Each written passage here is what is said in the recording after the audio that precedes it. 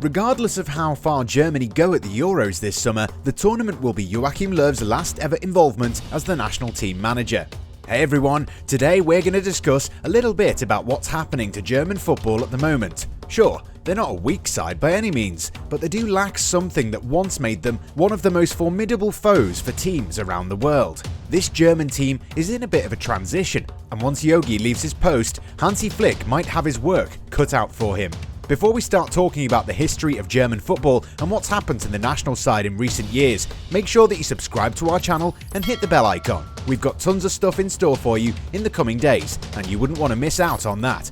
So, let's start talking about Die Mannschaft.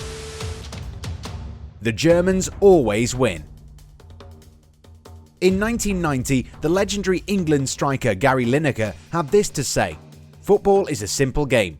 22 men chase a ball for 90 minutes, and at the end, the Germans always win." The proverb has proven to be true since then, and even before it was first coined. At the 1954 World Cup, Germany, or West Germany to be precise, finally put behind its status as a global pariah and returned to international competition.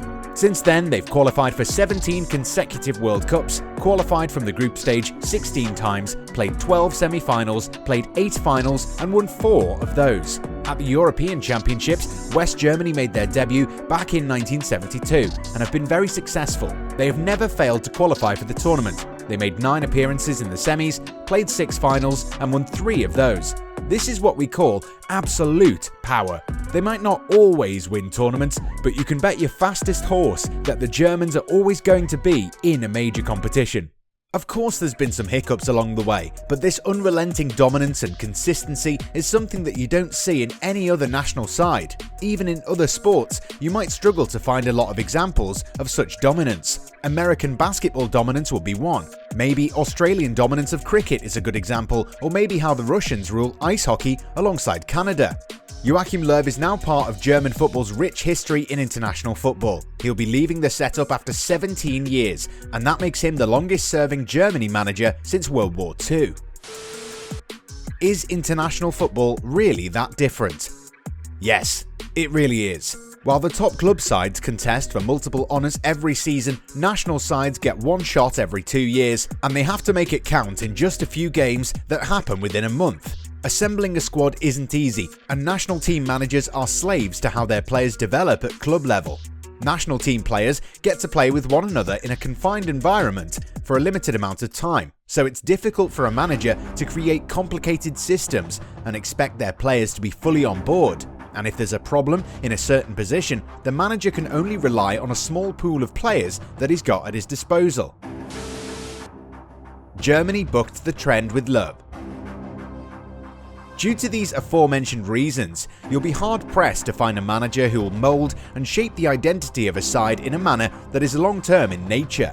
Low is a rare exception given the fact that he managed to keep Germany at the top of the food chain for more than a decade and will be hoping for a perfect ending to his tenure. Go back 17 years and Germany were a total mess. They'd failed to make it out of the group stages of the 2004 Euros. German football was in a state of turmoil. The DFB had decided to sack Rudi Völler in place of Jürgen Klinsmann.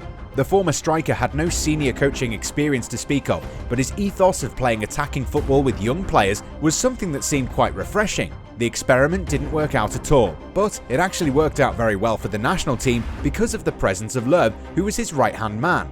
He arrived in Germany after okay-ish stints in Turkey and Austria. Very slowly, he started ushering out the old guard such as legendary shot-stopper Oliver Kahn, Thorsten Frings, Miroslav Klose, and Michael Ballack. In their place, the likes of Bastian Schweinsteiger, Philipp Lahm, and Lukas Podolski came to the fore. Once Klinsmann left, Low was in charge of a soon-to-be golden generation that was observing Spain's domination of football under the late Luis Aragonés and then Vicente del Bosque. Germany lost the Euro 2008 final to them and then the 2010 World Cup semi-final in South Africa. Slowly but surely, the German national side started boasting the talents of the likes of Manuel Neuer, Mesut Özil, Thomas Müller, and Toni Kroos. A new generation was on the way, and it would conquer the world one day.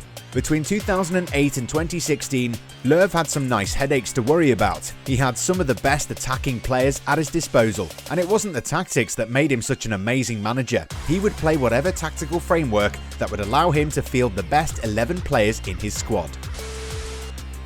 Managers are supposed to be managers.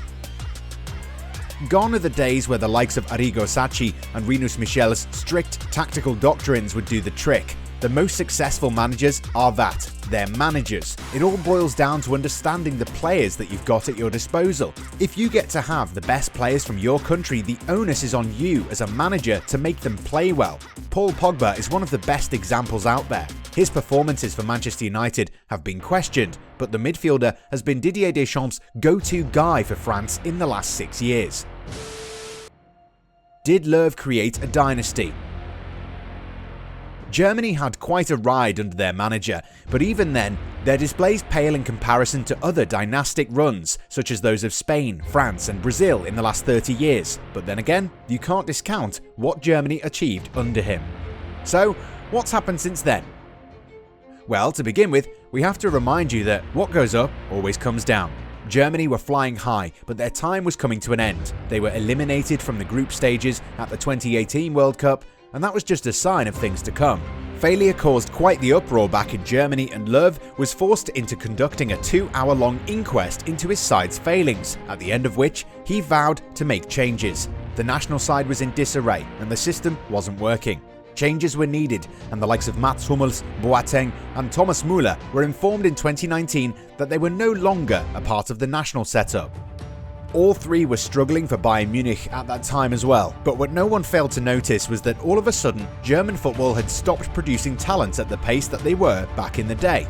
In defence, there wasn't a lot of depth, with the likes of Jonathan Tah, Antonio Rüdiger and Niklas Süle failing to convince. A humiliating 6-0 mauling at the hands of Spain was unforgivable and was declared a dark day for German football by Löw himself.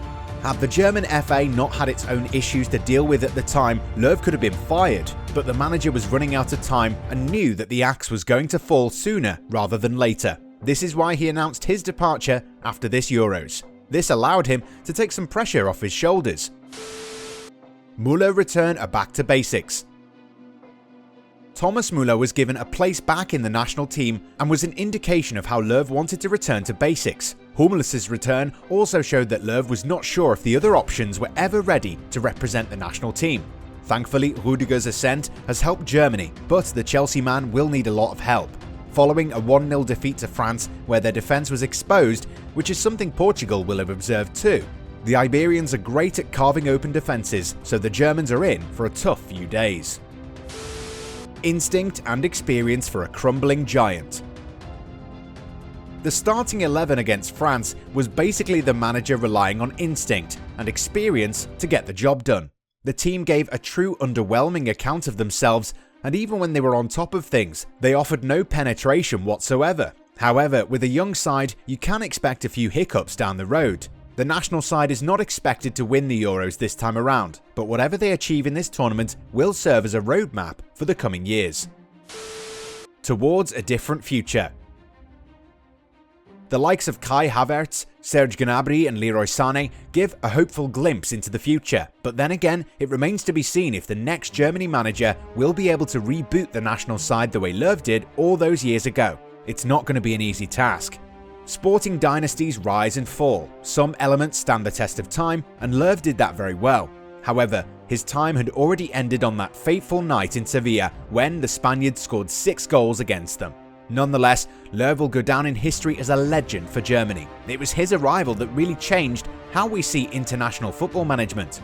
He made some bold calls at the start of his tenure, and in a few years' time he was vindicated.